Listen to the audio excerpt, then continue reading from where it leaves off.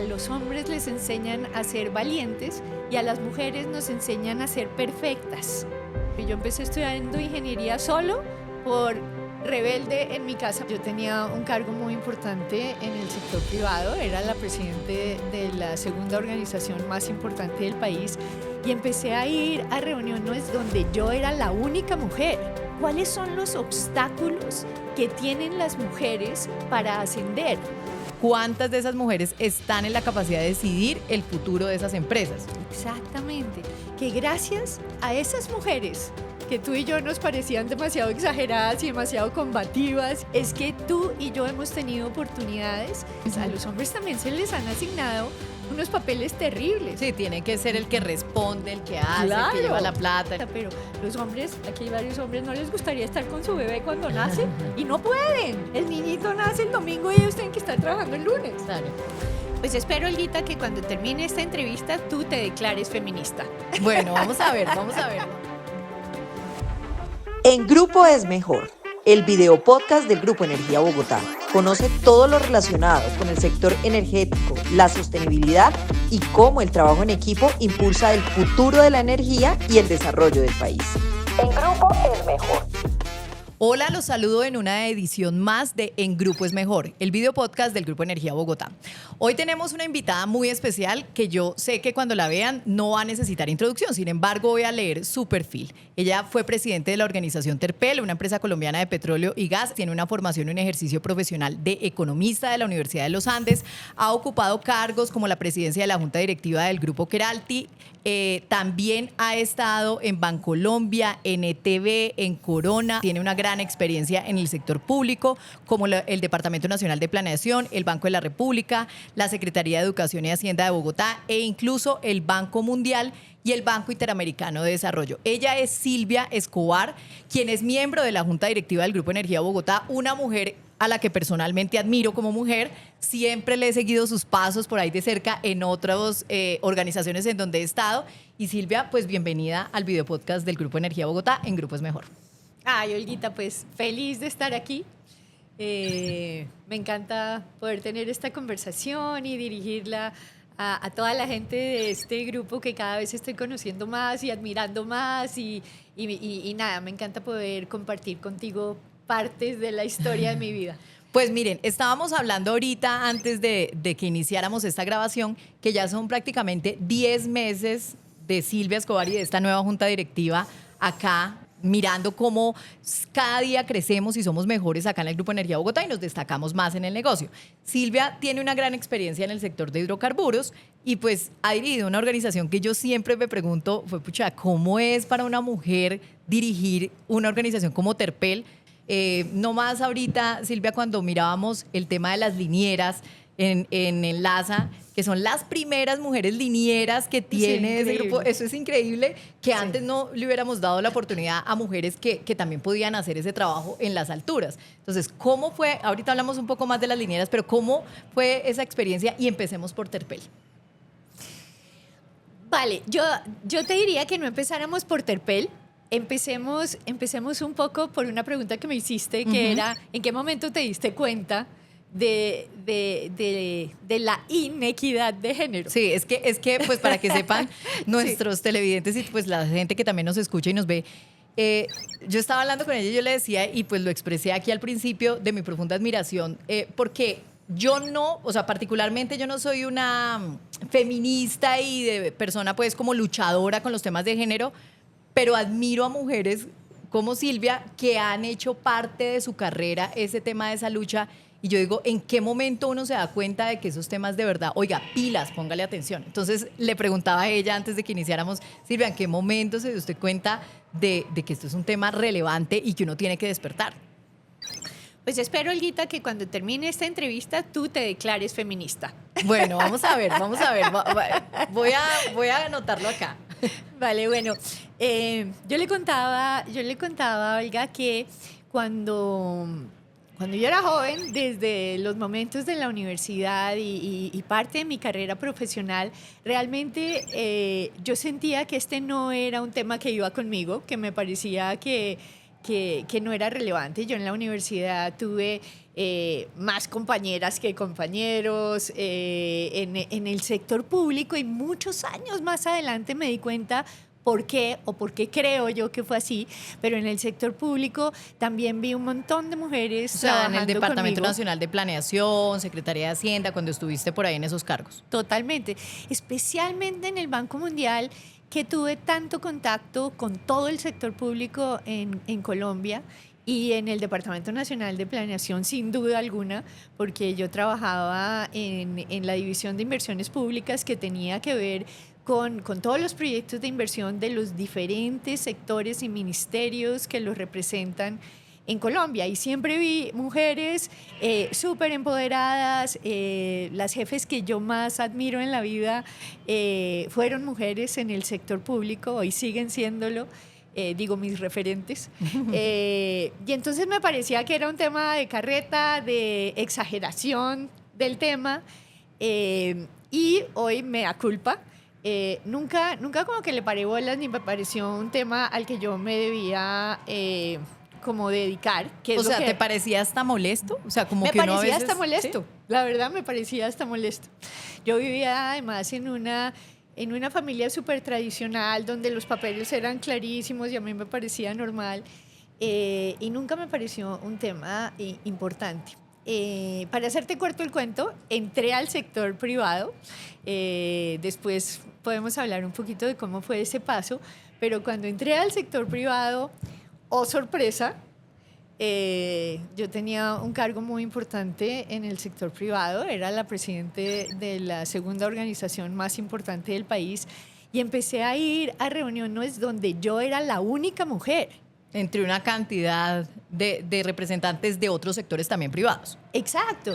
Y pues de los otros sectores, pues increíble. O sea, única mujer, te estoy diciendo. No es que fuéramos poquitas las mujeres, no, yo era la única mujer. Y después en otras reuniones del sector de gas, del sector de gasolina, del sector de petróleos, siempre la única mujer. Y era como, aquí tiene que haber algo, o sea, no puede ser que yo sea la única mujer.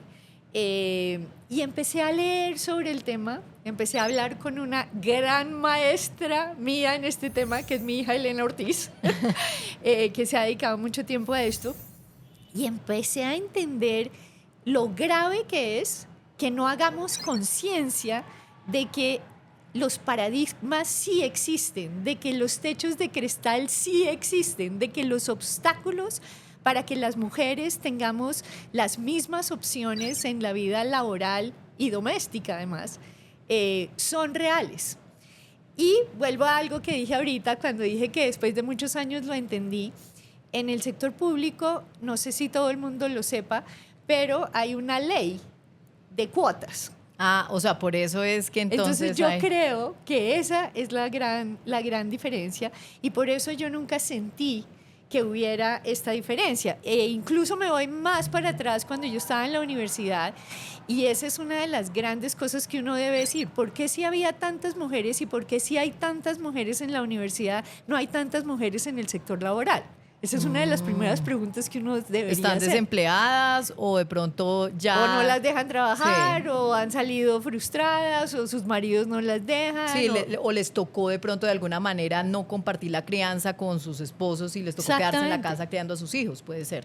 Y yo creo además que gracias a esas mujeres que tú y yo nos parecían demasiado exageradas y demasiado combativas, y esas profesoras que yo decía, qué ridículo Y es uno dice, ¿qué le pasa? Porque están exageradas. Exactamente, bueno, gracias a ellas es que tú y yo estamos aquí.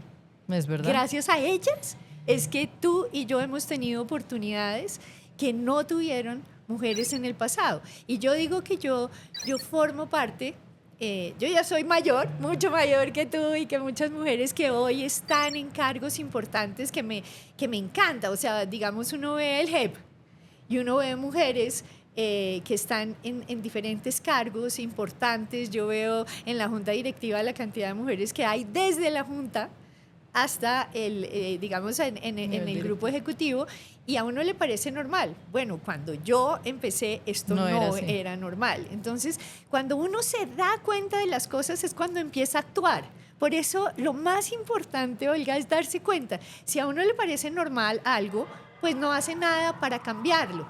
Si a mí me parece normal, como me parecía que mi mamá estuviera siempre en la casa y que fuera la que hiciera una cantidad de trabajo que yo no me daba cuenta, pero además llegara a hacer las tareas con nosotros y a revisar si la cartuchera estaba limpia o no, y mil otras cosas mientras mi papá se sentaba a ver el televisor y a mí me parecía normal. Si a uno eso le parece normal, nunca vas a luchar contra eso. Gracias a Dios yo creo que nos hemos dado cuenta, gracias a las nuevas generaciones, que eso no es lo normal. Y entonces esta lucha por la equidad de género cada vez me parece más importante. Es la mitad de la población del mundo o más que no está metida en el mundo laboral en las condiciones que debería estar, o simplemente no está, o está con menores salarios, con menores condiciones, le cuesta más trabajo ascender en los cargos. Pues eso es gravísimo a nivel mundial. Por ejemplo, hay algunas, pues, de pronto personas, o incluso yo también he pensado eso y digo, bueno, el tema de ley de cuotas que existe y que, digamos, pues uno puede decir en los cargos públicos, tal vez por eso es que hay una cantidad de mujeres, pero entonces uno dice, ¿por qué ley de cuotas si las mujeres nos deberíamos ganar ese reconocimiento por lo que sabemos y no porque nos tengan que dar para ponernos una cuota? O sea, es decir, yo no quisiera estar allí como una cuota de género, sino por mis capacidades. Es una pregunta que es a veces que yo digo, no me gusta esa ley de cuotas, pero pues quiero entenderlo. Yo no sé, por ejemplo, si yo fui parte de una ley de cuotas, no tengo ni idea. De pronto sí, no tengo ni idea y no me importa. Porque... Y te destacaste, o sea, eso no, ni te lo deberías preguntar, porque si hubieras sido parte de una ley de cuotas, después no va a resultar que esa mujer es la que dirige una de las organizaciones más importantes en temas de hidrocarburos del país, o sea, Interpel. Sí, pero nadie se lo debería cuestionar, de hecho. Hay una mujer que no tengo en este momento, se me olvidó, pero era presidente del Citibank a nivel mundial y decía una frase que a mí me encanta, que al principio yo creo que no, a ti no te hubiera gustado y a mí tampoco, hace muchos años, y era: cuando yo vea que hay 50% de mujeres en el banco, yo veo si son capaces o no. Porque ¿quién me dice a mí que los hombres que están ahí son capaces o no? No, es como... Bueno, es verdad. Como ese tema de decir, cuando tú dices, a mí no me gustaría ser parte de una cuota, lo que pasa es que durante años, y si uno no empuja un poco los procesos, se demoran muchos años. Yo te doy un dato y hay unos datos del Banco Mundial y del Instituto Internacional para las Mujeres, donde dice que nos demoraríamos 120 años en llegar a equidad de género si no hacemos algo disruptivo, si dejamos que la inercia sea la que continúe. Entonces uno dice, no, primero hay que entender, y ahorita si quieres... hablamos de eso, pero se nos va a ir mucho tiempo en esto, pero no importa, yo creo que es importante ver cuáles son los obstáculos que tienen las mujeres para ascender. No es porque no sepan, no es porque no sean capaces, son igualmente capaces o más que muchos hombres que trabajan con ellas, pero históricamente nos han asignado unos papeles que nosotros creemos que son los que debemos desempeñar, y por eso no logramos ascender en la escala. Entonces, tanto la gente que decide sobre quién va a meter en un cargo, como nosotras mismas, como nos han impuesto una cantidad de obligaciones que en realidad no deberíamos tener, o deberíamos tener igual que los hombres, pues no ascendemos. Entonces, a menos que haya algo que obligue y que haga conciencia, pues no lo vamos a lograr. Por eso para mí las cuotas es tan importantes. O sea, es como decir, tal vez si no existiera eso, no voltearían su mirada a esas mujeres que tal vez son muy capaces y no han podido llegar allí, pues porque hay un tema de cierto machismo que dice, pues no, es mejor que ese cargo lo ocupe un hombre. Total, te voy a dar un ejemplo muy cortico, pero siendo presidente de Interpel, un día hice como un experimento aprovechando que había un cargo muy alto en una fábrica de lubricantes, que ya, o sea, yo te lo digo, fábrica de lubricantes, y tú ahí mismo piensas en un hombre, ¿no? Sí, con cascos. Sí. Exactamente. Entonces dije, no, vamos a ir by the book. Voy a coger todo lo que he aprendido en las lecturas de de equidad de género. Entonces no le vamos a poner nombre a la hoja de solicitud, vamos a distorsionar las voces de las personas que hablan, vamos a nombrar un comité que sea mitad hombre, mitad mujer, todo era para evitar que hubiera ese sesgo por las mujeres. O sea, como la hoja de vida oculta. Exacto. Entonces, gana una mujer. Y me siento con la jefe de recursos humanos y me dice, sí, ganó ella, pero pues no ganó por tanto, ¿no? O sea, la diferencia no era tanta. Y mira que esto es en la costa, donde hay una cultura machista. Mira que esto es una fábrica. Mira que esto es un tema de lubricantes en el que la mujer no se desempeña tan bien. Entonces, dime, Olga, sí, realmente no existen. Cuando yo hice eso, yo dije, wow, y ni siquiera era culpa de esta señora. O sea, no, lo que pasa es que nosotros tenemos esa crianza. Unos paradigmas que nos dicen que el género define el cargo. Y no es así. Entonces, para mí, la verdad es que ser feminista es luchar porque nosotras tengamos las mismas opciones. Tampoco es un tema de ir contra los hombres. O sea, no es no darles trabajo. No, exacto, no. Es que tengamos las mismas opciones y no las tenemos. Cuando uno entiende que es que no las tenemos, es que entiende que hay que moverse alrededor de esto. Y no es una lucha contra los hombres en lo más mínimo. Lo que hay que generar precisamente es diversidad. Por lo menos en este momento de la historia, hombres y mujeres tenemos una mirada diferente. Y cuando digo en este momento de la historia es porque este no es un tema de que nuestro cerebro esté conformado diferente al de los hombres. No, es que durante muchos años hemos vivido una vida que nos lleva a que tengamos más dedicación por los detalles, más cuidado de las personas, más aversión al riesgo, una cantidad de cosas que si logramos combinar con todas las cosas que tienen los hombres, que también vienen de un tema histórico, de los riesgos que han tomado, de los retos que tienen, pues logramos un balance perfecto que va a ser lo mejor en términos de productividad de las compañías y bienestar del mundo, de mejor vida de las familias. Es decir, yo creo que todos los resultados de un mayor balance entre hombres y mujeres en el mundo laboral es positivo para el mundo.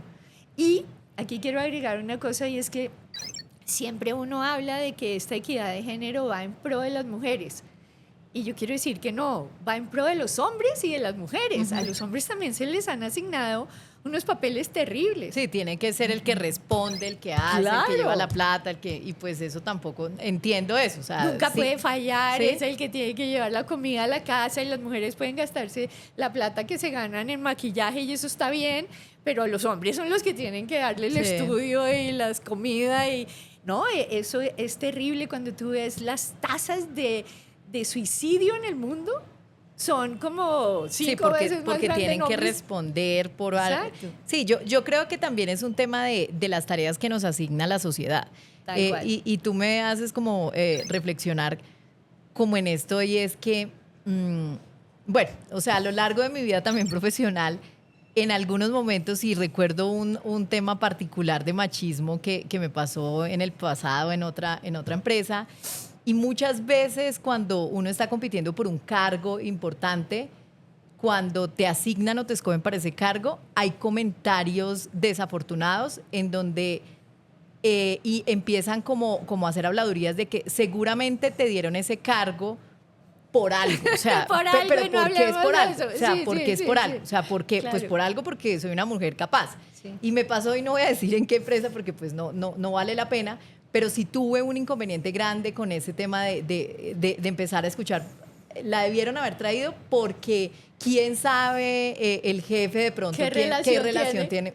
¿Qué relación tiene? No, o sea, no es, o sea, no pueden ver que de pronto alguien esté ahí ocupando ese cargo porque realmente tiene las capacidades. Si es mujer, es por algo. Dime cuáles son las probabilidades de que eso le hubiera pasado a un hombre. Ninguna. No, total. Entonces, ese no es por algo porque seguramente no va a suceder. Lo otro es que también yo entiendo que en el tema de la familia y de todo esto, Pues es un tema importante porque hoy en día, pues las mujeres de pronto queremos comernos el mundo, como dice uno. Entonces quiero conocer más, estudiar, salir, trabajar, viajar, etcétera, etcétera. En mi caso, o sea, yo ya tengo 40 años y yo no, pues no he tenido hijos, no quiero tener hijos, pues por el momento.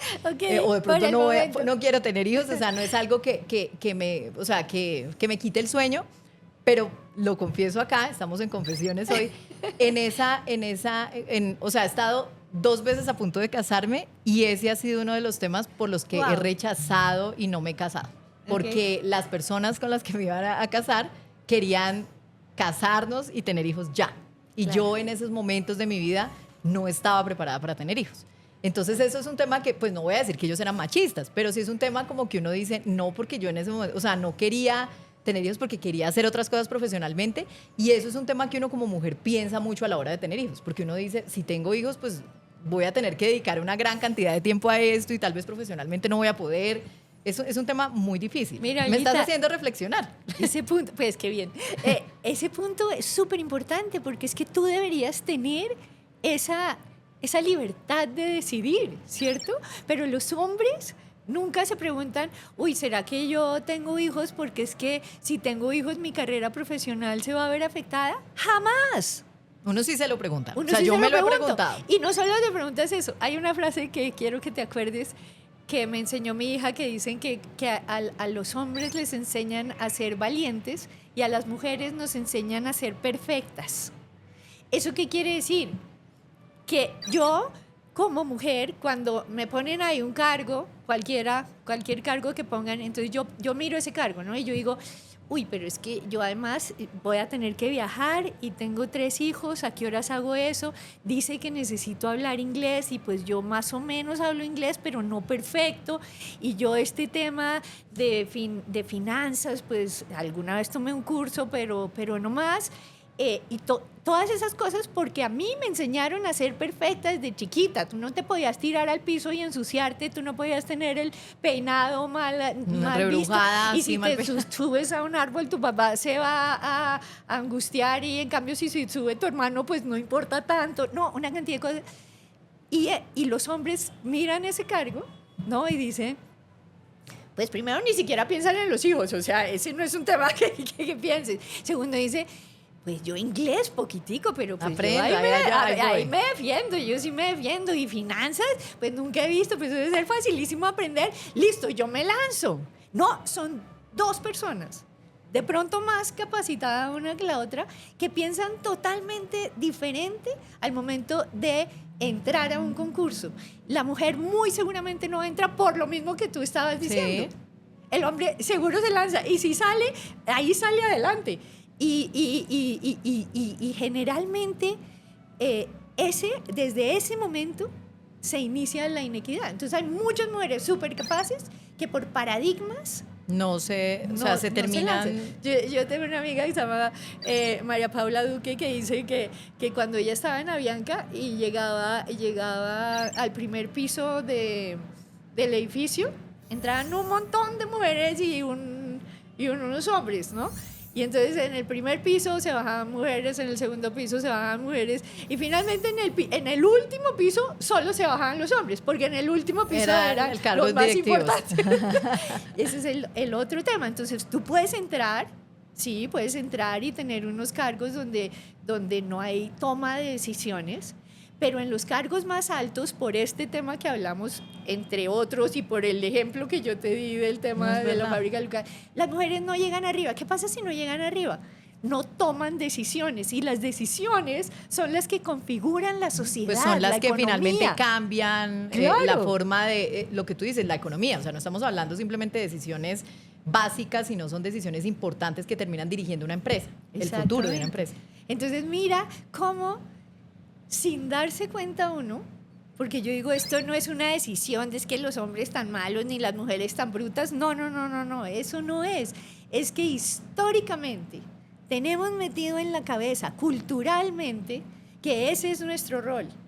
Y que cuando esos chismes que empiezan no, es que esa debe ser la amiguita del jefe y por eso es que la nombraron, o, uy, una mujer no, esto va a ser un desastre porque es que ella no ha tenido la capacidad, ella no sé qué, se va a ver enfrentada a no sé cuántos temas de conflicto y una mujer tan débil, no, eso no puede ser. O ese cuento de, no, es que las mujeres son tan conflictivas, ¿no? Es que las mujeres no saben trabajar. Eso, todos son carretas, todos son paradigmas. Entonces, hasta que no nos quitemos eso de la cabeza, no vamos a ser libres de elegir lo que queremos. Eso es importante porque tenemos que tener esa capacidad. Y yéndonos a esa capacidad, yo he escuchado y lo oía en algunos comentarios ahora más de familiares, y hablaban, o sea, yo creo que a nosotros nos ponen como límites, entonces te casas a esta edad, tienes hijos a esta otra y haces, o sea, eso es lo que hay que seguir porque pues eso es lo que a uno le enseñaron y cuando uno viene de una familia tradicional, entonces a eso es lo que hay que seguir. Yo tenía una discusión con una familiar mía y le decía, yo creo, porque en eso, o sea, a pesar de que te digo, yo no soy feminista y o sea, digo vas no, a ser pero feminista, para qué. Bueno, feminista. pero digo, yo no creo que uno pueda criar a los hijos inculcándoles en que tú tienes que salir, casarte y hacer esto porque entonces tienes que tener una pareja y si no vas a estar sola, porque no creo que ese sea el seguir de la vida. O sea, uno tiene que también decidir si uno quiere quedarse solo, no se quiere quedar solo, si quiere tener una pareja no sé, momentánea o para toda la vida o quieres tener tu independencia, bueno, lo que sea. O sea, yo creo que también la sociedad nos ha formado como porque tenemos que seguir ese hilo conductor. Mira que ayer, coincidencialmente, venía con el conductor de una compañía con la que trabajo y fue algo increíble porque me dijo, imagínese que la compañía donde yo trabajo me dio una clase, nos dio una clase pues a todos, pero yo formaba parte de esa, de cómo deberíamos los padres y madres de nuestros hijos entender los cambios que está viendo y cómo ser mejor padre y madre. Pero buenísimo, pues. Imagínate, esa no me la sabía y yo creo que eso sería bueno hacerlo en el JEP. Y cómo entender que hay mujeres que no quieren tener hijos hoy en día. Y cómo entender que hombres y mujeres tienen los mismos derechos, las mismas oportunidades. Yo aquí, anécdota, pero yo empecé estudiando ingeniería solo por rebelde en mi casa porque mi papá decía que la ingeniería era un tema de hombres. Entonces, ¿cómo me dicen eso? ¿Cómo me dicen que la ingeniería es un tema de hombres? Empecé estudiando ingeniería, después me cambié de economía, pero el solo hecho de decirle a un niño o a una niña qué es lo que debería estudiar simplemente por su género, es un tema que ya afecta su futuro desenvolvimiento en el mundo. ¿Qué debería uno hacer en empresas como estas? Y ahí sí hablemos de ese paso que tú tuviste por Terpel, o sea, para hacer que estos paradigmas cambien, porque yo creo que si uno hace una encuesta o de pronto del 100% de organizaciones como estas, pues muchos no necesariamente son machistas, pero muchos no tienen la importancia de estos temas de género. Tal vez yo no la tenía antes, o sea, tal vez para mí era como exagerado o para algunos es también como, vengan ya, bájenle un poco el tema porque está de moda, entonces por eso hablamos de diversidad, equidad e inclusión. Pero ¿cómo hacer para que eso no sea una moda, sino que de verdad esto sea algo que debamos recorrer por estos caminos en empresas como el Grupo Energía Bogotá y en empresas del sector? Tengo dos cosas que quisiera decir ahí. Una es, yo creo que para el mundo en general, y fue como lo que empezamos ahorita, y para la sociedad en general, para el bienestar de las personas a futuro, la equidad y la inclusión son temas fundamentales, creo que nos llevan a ser más felices.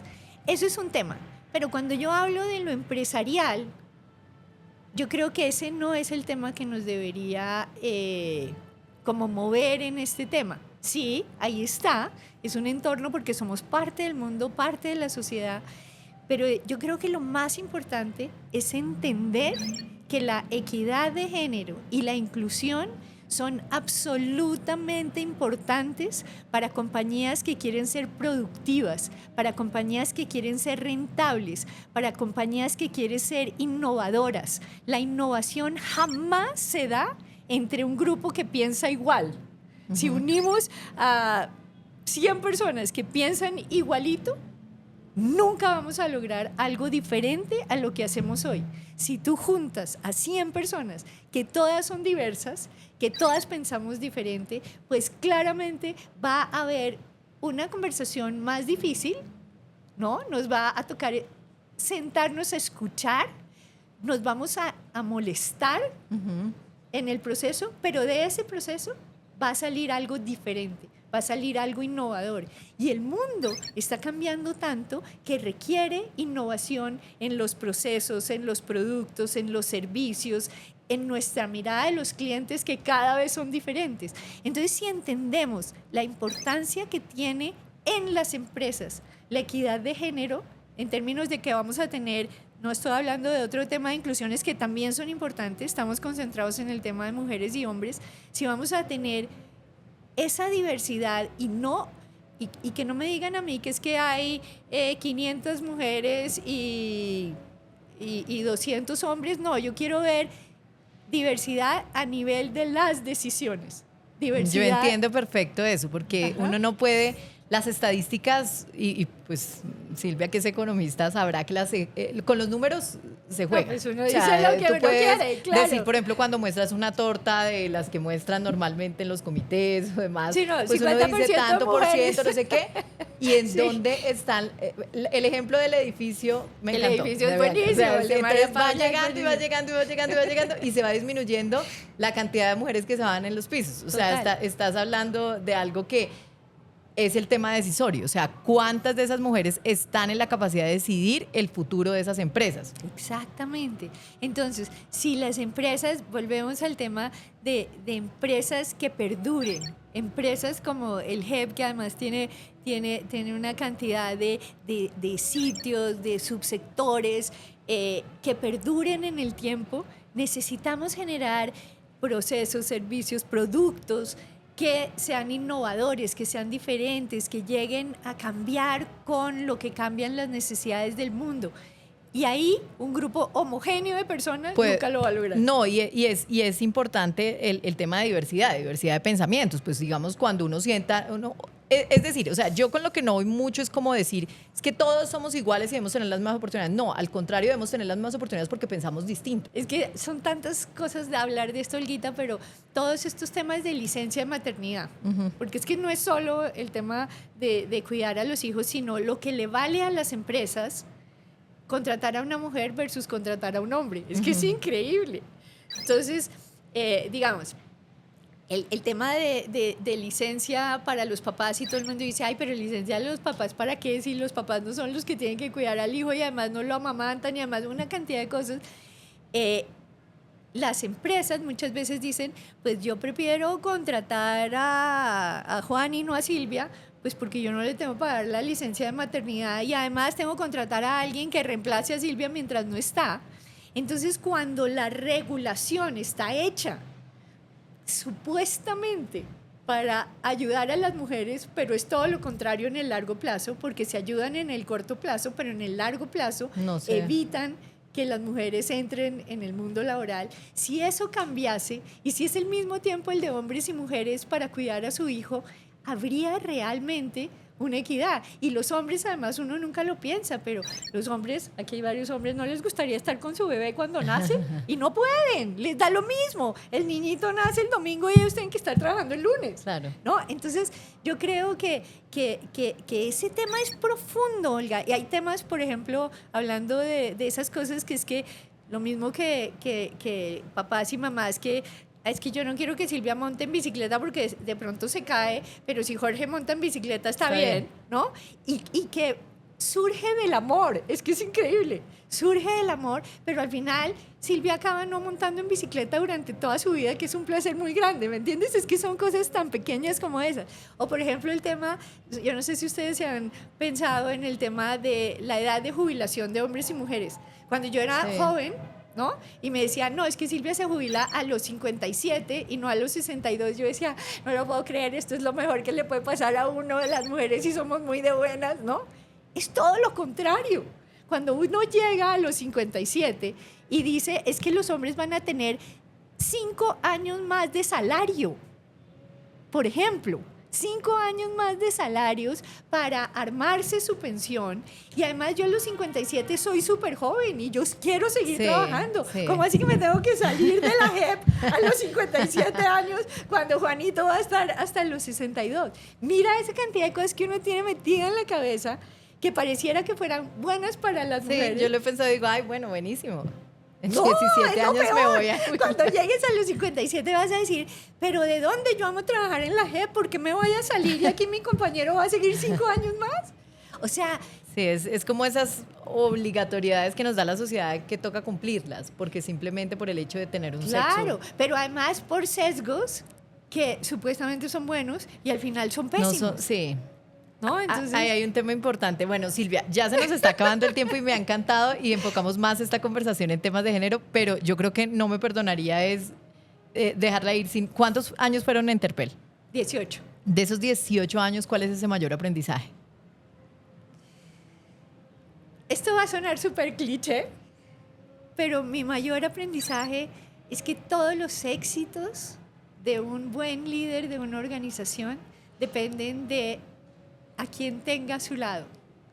Estoy de cómo acuerdo. Escoge a las personas A su equipo. que lo acompañan, de cómo las personas que lo acompañan deben ser mejores que uno. Yo estoy, sí, mejor dicho, en eso no puedo estar más de acuerdo. O sea, el equipo, Totalmente. y aquí lo digo por mi equipo en la gerencia de comunicaciones, somos un equipo diverso y yo creo que, por ejemplo, ahorita estamos en unos temas de reconocimientos, entonces que la gente te puede felicitar por algo que hayas hecho, no sé qué. Y cada vez que yo veo que nos llegan esos reconocimientos, yo digo, es que no es necesariamente no es el líder, es el equipo que tiene alrededor. O sea, si el equipo no es bueno, puede ser o sea, una persona que sepa mucho, pero no se va a destacar. El Total. equipo es súper importante. Yo me acuerdo en el 2017, tal vez 2018, que yo me gané el premio Portafolio Sí. a Mejor Ejecutivo del Año.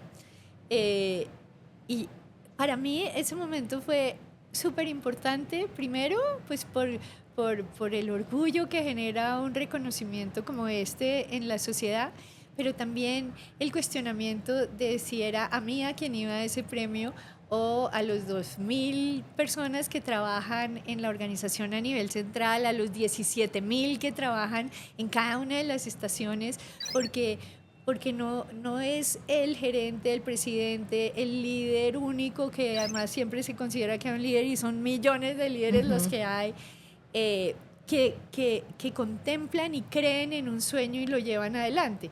Yo creo que junto con el tema del equipo tiene que haber como un convencimiento absoluto de lo que uno hace trasciende, de que es mucho deja más que huella dinero también. lo que hay en cada una de las cosas que uno hace. Y cuando el equipo y el líder entienden eso en todos los niveles, yo creo que no hay opción a tener una compañía exitosa. Eso es verdad, y aquí en el Grupo Energía Bogotá pues también estamos mirando como ese futuro y esos temas de innovación, de liderazgo, de cómo nos Total. transformamos. En estos 10 meses que tú llevas al frente de la Junta Directiva de acá del Grupo Energía Bogotá como vicepresidenta de la Junta, ¿verdad? ¿Qué has visto y qué podría uno decir? Miren, esta compañía, pues, y uno puede decir muchas cosas, esta compañía es excelente, o sea, lo digo yo, llevo 3 años acá y le he aprendido mucho al sector, porque pues yo no sabía de energía y gas, hoy ya sé un poquito más, pero me falta todavía mucho por recorrer. Pero, ¿qué uno podría destacar de una compañía que tiene, o sea, este recorrido antes empresa de energía, ahora Grupo Energía Bogotá, operaciones en Perú, Brasil, Guatemala y Colombia? ¿Qué le destacarías tú y por qué es lo que tú más haces fuerza en esta empresa? Bueno, yo llevo muy poquito y sin embargo en ese poquito tiempo yo destacaría un muy buen gobierno corporativo. Para mí, dentro de estos temas de sostenibilidad, cada vez siento que el tema de la G, de la SG, la G es súper importante porque en la G está inmerso todo el tema de visión, todo el tema de valores, todo el tema de ética, de visión de largo plazo de la compañía, y eso me ha impresionado mucho. Me gusta también, yo sé que me falta mucho por ver, pero me gusta la diversidad que veo. en el equipo. Me encanta como el compromiso de todas las áreas, de todas las filiales por cumplir con ese sueño que en cada una de ellas está muy bien establecido, que es parte de la buena gobernanza. Creo que hay un orgullo, una admiración y unas ganas enormes por cumplir esa promesa a la ciudadanía. Y eso me encanta y creo que eso es lo más importante. Ya el resto de las cosas pues sale adelante. Uno encuentra retos todos los días y si tiene un buen equipo los vamos sale a esperar. adelante. Pero me encanta eso. Bueno, pues vamos a terminar esta conversación, no sin antes pedirle a Silvia que nos vuelva a acompañar en otros espacios, no solamente acá en el video podcast de En Grupo es Mejor, sino en otros espacios del Grupo Energía Bogotá, porque es mucho lo que tenemos que aprender. ¿Qué lección me llevo? Anoté varias. No me crea que aquí tengo en mi libreta. Anoté varias, pero una que les voy a dejar. Tal vez hoy termino siendo un poquito más feminista. O sea, eso me encanta, ya se cumplió. Lograste algo, o sea, lograste el objetivo de venirte hasta acá, hasta el Grupo Energía Bogotá. Pero me llevo una lección importante. A los hombres les enseñan a ser valientes, a las mujeres a ser perfectas. Se me va a quedar esa frase grabada, porque creo que por ser mujer te exigen más. Sí, no tenemos que ser perfectas, no. Tenemos que hacer lo mejor que podemos y no exigirnos más de lo que deberíamos, porque eso nos quita posibilidades de crecimiento. Es verdad. Bueno, muchísimas gracias, Silvia, por habernos acompañado. Gracias a ti y a todos, feliz de estar acá.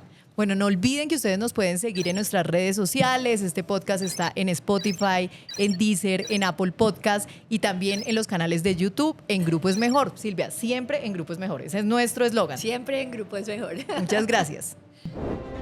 Grupo Energía Bogotá presente en el Foro sobre Empresas y Derechos Humanos de las Naciones Unidas. Juan Sebastián Ortiz, gerente de Derecho Público del Grupo Energía Bogotá, nos representó como panelista destacado en el 13º Foro sobre Empresas y Derechos Humanos de la ONU, reafirmando el liderazgo del GEP en la promoción de prácticas empresariales sostenibles y respetuosas con los derechos humanos. Este foro, organizado por el Consejo de Derechos Humanos, reunió a líderes de gobiernos, empresas y sociedad civil para avanzar hacia un desarrollo más justo y sostenible bajo el lema Hacia un futuro sostenible. Conecta recibió reconocimiento a la productividad. Conecta, filial del Grupo Energía Bogotá en Guatemala, recibió el galardón de la productividad y competitividad Ricardo Castillo Sinabaldi, que destaca a empresas por su contribución al desarrollo nacional a través de prácticas responsables y eficientes. Esta participación refleja el compromiso de Conecta y del grupo empresarial con la productividad, la sostenibilidad y el cumplimiento de altos estándares en las operaciones. Desde La Guajira, el Grupo Energía Bogotá fortaleció su compromiso con las comunidades. La Guajira nos abrió las puertas para nuestra 6ª Aula de Integridad y Cumplimiento, una iniciativa que refleja el compromiso del Grupo Energía Bogotá con la ética empresarial y la transparencia en el territorio. Con el presidente del GEP, Juan Ricardo Ortega, directivos de la compañía, reconocidos panelistas nacionales y regionales y cerca de 1.000 asistentes, tanto de manera virtual como presencial, reflexionamos sobre el compromiso de seguir fortaleciendo nuestra sostenibilidad en el territorio, promoviendo una cultura de legalidad que trasciende los proyectos y que honra la confianza de las comunidades. ¿Sabías que ahorrar energía es más fácil de lo que crees y tiene grandes beneficios para cuidar el planeta, reducir costos innecesarios y proteger los recursos? Para crear conciencia sobre el ahorro de energía y fomentar prácticas responsables, ten en cuenta estos consejos. No utilices las luces durante el día, haz uso de la luz natural y en la noche solo prende las luces que necesites. Desconecta los aparatos electrónicos y electrodomésticos que no estés utilizando. Usa la lavadora con la carga completa. Ajusta la temperatura de la nevera a los niveles adecuados. Recuerda que implementar hábitos responsables en casa es un compromiso que todos podemos asumir.